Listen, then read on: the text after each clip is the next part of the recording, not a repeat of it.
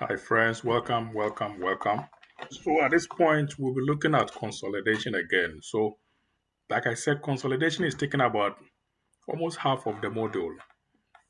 First 4 5 weeks, we'll be looking at consolidation. Now, I'm sure you've practiced it. You've watched the videos. You've done some exercises.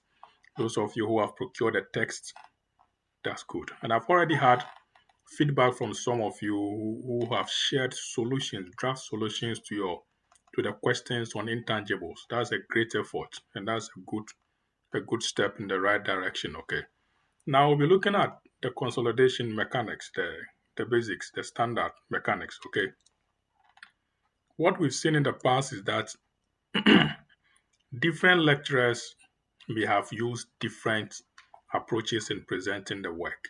There's nothing wrong with that. Okay. There's nothing wrong with that because it depends on which method we think is feasible to apply, to implement. Okay. I may be using a formula, a format which may not sync with previous lecturers' approach. It doesn't mean theirs wasn't right, or mine is a pest, or mine is not right. Okay. I'm technically using the ACCA format. So I'm using the ACCA format by Kaplan. What I've realized in the past is that the standards, the IFRS standards, does not actually prescribe a straitjacket approach to how to determine or to show the workings. Let me put it that way. So, in terms of the workings, there's no straitjacket approach on how to do it. You want to do it in the tabular form, that's good. You want to do it in the journal form, that's okay. Okay. But of course, you realize that we'll be coming forth and back, picking up on tabular presentations, journal presentations. What I'm going to do or what I want to use is that a blend of all approaches. In this case, we give you the students the flexibility to choose and pick which approach you think makes a lot of sense for you, makes you work faster, helps you to understand the mechanics, the standard, the applications. Okay, so that's what we're doing. Again, what I'll do is that I'll present previous formats to you, and I'll present the ACCA format I've used to you. So both ways, it's a lot of work for me to be doing different videos and to be presenting these slides. But I hope it doesn't confuse you, the student. And of course, it doesn't confuse. To me, when I reviewed both dimensions, I realized we're all singing the same story or the same song. Somebody is playing the bass, somebody is playing soprano, somebody is singing the baritone. So when we sync all these voices together, we get a beautiful chorus, a beautiful song. Okay. So I'll present that to you, and I've already discussed with one of the lecturers who said it was a great idea, just that it's a lot of work for me. So, like I showed you the last time, I'm using the Kaplan ACCA text. I'm using Elliott and Elliott's. I'm using the Alexander Jorison and his colleagues' books, International Financial Reporting and Analysis. And I'm also using Jennifer Maynard's. Okay. And I think I'm also using another advanced financial. So I'm using a, a number of books and texts. The idea is that I can give you a variety for you to choose and pick which works best for you. My idea is nobody fails this text, this module, but it doesn't depend on me whether you fail or not. At the end of the day, when students do well, they are clever. When students don't perform well, the lecturer is poor. But at the end of the day, you realize that the lecturer has done his best. Okay, so that's what we'll be doing. Before we kick into this segment's business combination mechanics, I wanted to take a review of the principles of consolidation. We've done it last week's session where we looked at the basics, the introduction to the IFRS 10. I want to do another quick one overview and then we kickstart. All right. So as I share my screen, we're looking at the principles of consolidation. Okay, principles of consolidation. So I'm going to share this and then we can kick off beautifully. We can kick off beautifully. All right. So principles of consolidation. Principles of consolidation. So in a business combination, we need to consolidate the accounts into one. At the end of the day, what we're looking at here at the end of this business combination, everything that we are doing, not just today's session, next week's, the subsequent ones, we want you to understand that the group will operate as a single economic entity. Okay. Of course, the subsidiary could decide to use its own method of presenting the accounts, but in the picture of the parent company, it is one single economic entity. Okay. And then also intra-group transactions, where we look at the provision for unrealized profits. We also look at how to eliminate this intra-group transaction. It's like you are in a family, you selling to your wife. Your wife is selling to the husband. Okay, children are given to the parents. Parents are given to the children. Why do you consider them as separate activities? It's the same thing, revolving in the same family. So eliminate this intra-group and look at how they deal with external transactions or parties. Okay, and then definition of subsidiary, elements of control, which we looked at last week. Okay, then any alternative circumstances under which we may achieve control. We looked at it, but I'll still revisit it briefly. Then I will look at how to deal with and the need to maintain a uniform accounting policies. And any question that pops up in relation to these areas, you should be able to easily understand and answer them. Okay, all right. So an overview. Okay, so we'll be looking at the principles of consolidated, which we are looking at now. The key element here is control, where we gain power, ability to use that power to influence the transactions of the subsidiary, and then our right to variable returns of the company. If we make profit, if the group make profit, or if the subsidiary make profit, what is my share? When they make loss, what is my share? Okay, so you both in terms of rewards and risks, you need to get some portion of it. All right. Then at the end of the day, we look at the whole company standing as one economic entity. 1 plus 1 should still give us 1, not 2. Okay, so the parent plus the subsidiary should still give you 1 economic entity.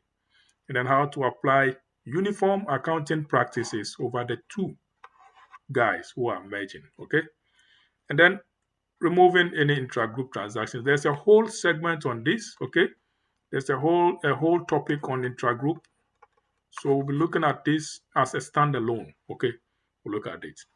So a parent, as we are in terms of recap, okay, a parent, the one who wields control over one or more entities. So you get one company having control over a number of them. So you can see Tesco group of companies. Tesco has a bank, has a fuel station, has a mobile network. Okay, Tesco has a grocery shop, or should I say a supermarket. Okay, it has an insurance company. So all of these different sub entities come together to form the Tesco group. All right.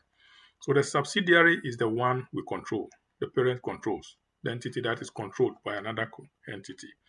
So under IFRS 10, we're looking at the control comprising 3 elements. 1, for you to have control, power over the investee, over the subsidiary. And then also when you have any exposure, when you're exposed to or you have the rights to variable returns from the investment that you have plugged into this investee, this subsidiary. If it's a loss, you take a share. If it's a profit, you take a share. Okay, rights and rewards, risk and rewards, all comes to you.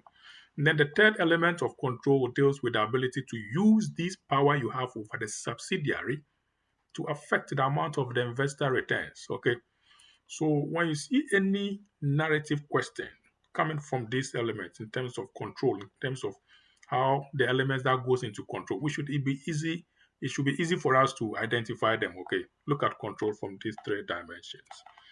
Now we have looked at this single entity. As a parent, he stands alone. Whether he controls 100% of this or anything 50% plus, okay, or 51% above 50%, then we know that this is maintaining some control over this guy. Okay. At the end of the day, it is expected under financial reporting that let us consider all of them as one entity. Try to eliminate any intra-group transactions that is playing within this organization, within the group. Okay. It's one company. It's just one company. Consider them as one company. Of course, like I said, a subsidiary could decide to present its accounts internally, different approach, okay? But in the eyes of the parent, it should be one single entity, single entity. Okay, all right. Now, there are alternative sources of power that the company could have. Does it always have to hold more than 50% of the equity shares in the subsidiary? No, no. But of course, for the purposes of our consolidation, we'll be maintaining the numbers that greater than 50%, then it is a parent subsidiary situation. But there are times where you could gain power, not necessarily for consolidation, but power over them. Okay. So within the IFRS, consolidation will question the likely sources. Okay. Where it would normally limit it to the majority of shareholding within the subsidiary. But the other sources could be where you have any contractual agreement between the parent and other parties. So let's say the other shareholders, the non-controlling interest, the minority stakeholders, end up giving you that right. They transfer their rights to you. You end up gaining some control. Sometimes they tell you that, listen, we trust in your competency. We want to transfer our obligation, our prerogatives to you. Exercise it, okay? There are sometimes when you'll be holding minority shareholding, maybe 40%, maybe 20%. But if you compare your 20% to the rest of the shareholders, the individual shareholders, yours is significant than theirs. So realize that you can have about 40% voting rights, but the rest of them have 1%, 2, 10, 7, 3, 4. Okay, added together gives you the 80. That one also gives you some form of control over them. Okay, and then also when some form of power over them. And again, we're talking of potential voting rights or share options, which will result in control at a certain time. So I'm having a share option which has not been exercised. Let me break it down. So sometimes the company will give you a share scheme, a share based scheme. So they tell you can exercise it at a later time, 10 years from now. So you may be holding just maybe 10% of the shares.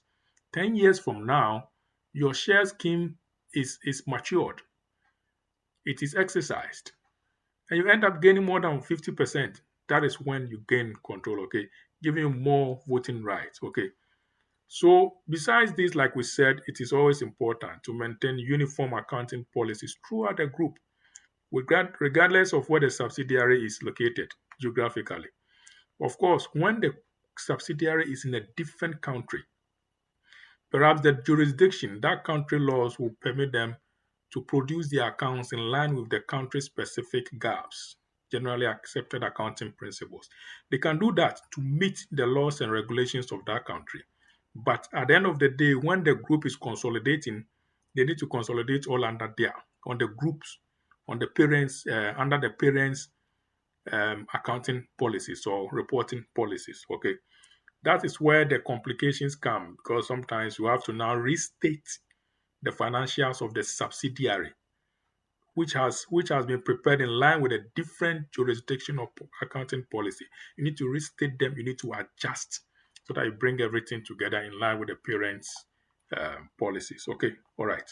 So that is it. I will ask you that you attempt on page the TYU. Okay, the test your understanding question one. I think it's only one question from chapter 17 of the study text. I'm talking of the September 2021 to June 2022 edition. Even if you are using the older version, I think it should still so it is still the same one question under the study text. ACCA's financial reporting by Kaplan, and then try that question.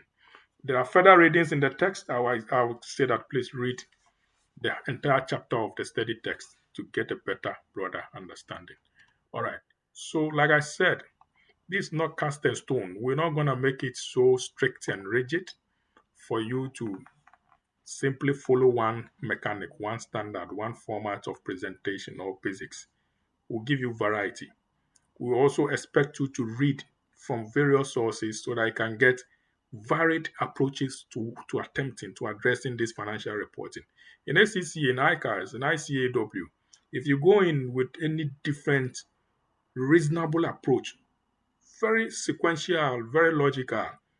You'll be marked. You get a full marks. Okay, so you don't have to stick to one strict jacket approach. Vary it. It makes sense. So, friends, I'll see you in the next session. I'll try to break them down, though it will be one slide, but I will present them in different segments. Okay, to make learning easy to understand. Thank you. See you soon. Bye for now.